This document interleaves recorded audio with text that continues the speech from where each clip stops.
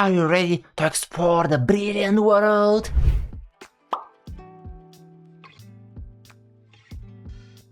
In this position, black last move was big castle, and as you can see, it's a big time blunder. Why?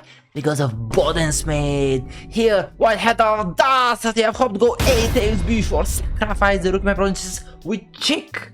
That's an amazing thing. So break. Haha, he burned the rookie, he's so bad. Takes the rookie with check. And after king d2 my provinces, another rook is hanging. But behold, the queen cannot go back to the a5. Why? Because it's all about the a6 square my provinces. So the queen can either take the pawn or take the rookie. That does not give anything for black, so they just take the rookie up. The rookie is up. Haha, I'm winning. But then my provinces, the queen has been deflected of protection of the a6 square. So what do we do now?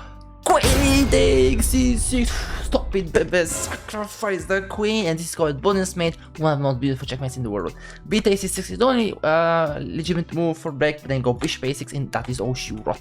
Are you not entertained? Is this not what you came for? In this position, my brothers, white is attacking black's rookie, and we both have daddy issues, aka backline issues. But the bishop on f8 is doing a fantastic job. But here, Fischer had the audacity of hope to sacrifice the queen.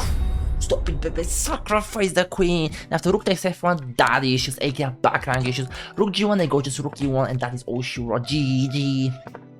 Beautiful move. And back resign because that was the best move here. Any other move, just rook e1 again. Oh, I'm sorry. Even better. Queen e1. Wow, Uncle Dan not even giving me a brilliant. That was so sure. In this position, my brothers, black was moved bishop f5 check, and king went back to b3. We want to take the rookie, but the queen is pinned. And now rook g1, rook g2 takes the point, right? Because this pin is like pain in the arse. But here, black made a mind-blowing romantic move that made a dent in chess universe, which is pawn d3. Stop it, baby. Sacrifice the queen. After d8, the queen is hanging, so the queen has to be taken. But then pawn takes c1 check. The bishop is controlling the c2 square, so king a4 is the only move. And bishop slides back on d7 to deliver check, my friends. King a5, and that is all she wrote. b6. Immortal! In this position, my brothers, black was move was e5 because it was checked, and now there's gold. Fantastic, brilliant move here. Now we want to remove the defender if i5 pawn by the queen, right? So what do we do here? We go queen b4. Stop it, baby. Sacrificing the queen to remove the defender. Queen takes b4, bishop takes e5 check, king takes h7, rook h3 check.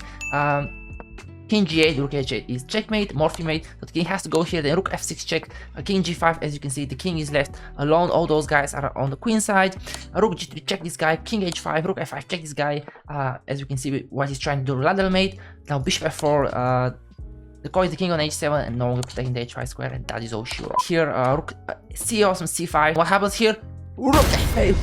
Stop it, baby. Sacrifice the rookie. The whole idea is the game to remove the defender of the 5 pawn. If they take, then we just completely winning with queen takes c4, and the king will get checkmate. For example, king h6, rook h3, king g5, rook g3, king here, queen g6 here, and queen g4.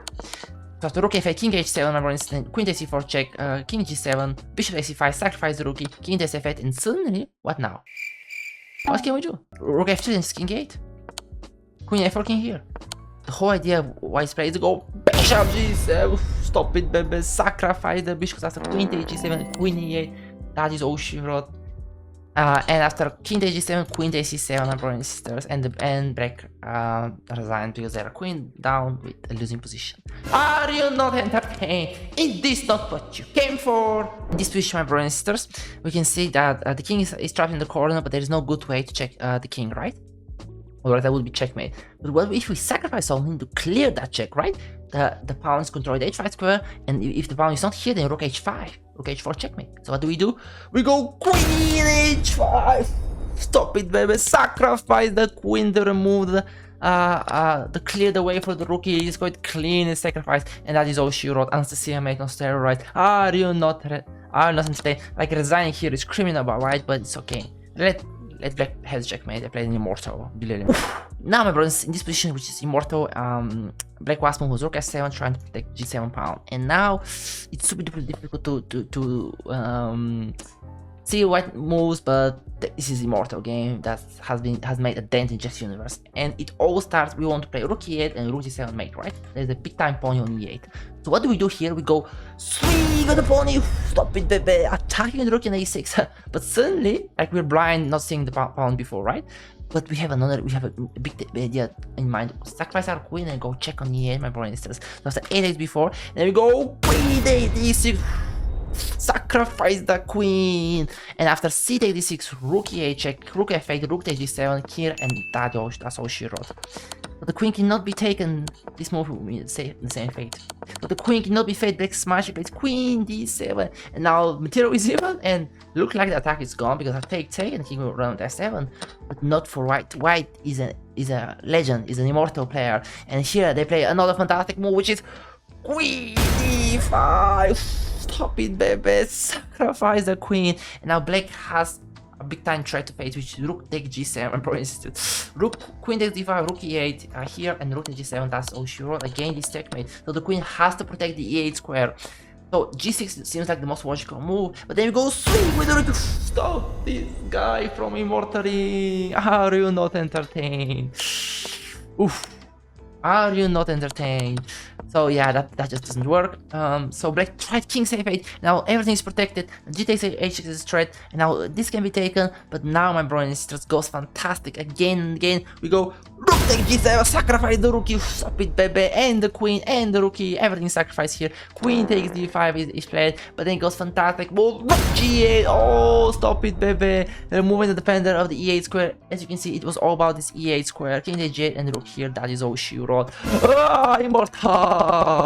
In this position, my brother and sisters, the c5 pawn has been big time attacked, but there is like a rook here protecting it, and the b7 square has been protected by the queen. What if we intervene those pieces protecting those guys by playing sweet bishop c7, stop it, baby, sacrificing the bishop after rook takes b7 and queen b7. I don't hear you, don't boost. The brilliant demo. Are you not entertained? Are you not entertained? This is not what you came for. Rook takes c5 and queen b7 and rook a8. So whatever black piece take, they just get made, my brothers and sisters. What an immortal. In this position, my brothers and sisters, black last move was a big time blunder because as you can see the sign, and now white has fantastic combination which starts with ball in g5, sacrifice the pawn, you deliver check, h8g6, h8g5, cleaning the check pawn h5. Now what? We go g4, your rook will be hanging.